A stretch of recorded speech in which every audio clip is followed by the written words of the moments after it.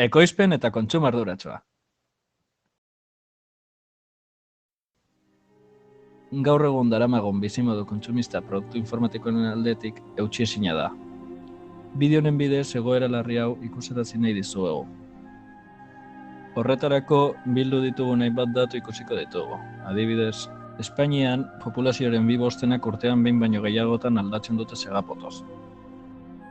Gainera, 20 milioi segapoto botatzen dira urtero saramara. Kontsumo aldetik datu larriak dira, baina okerragoak izan daitezke poluzio eta osasunaren ikuspuntutik.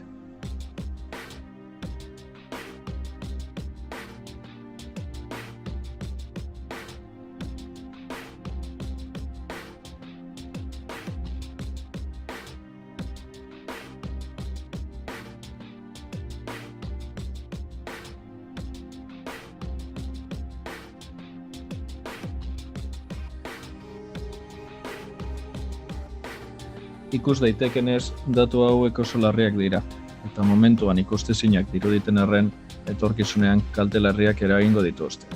Jada herrialde txiroetan gure berekoikeria aurki daiteke.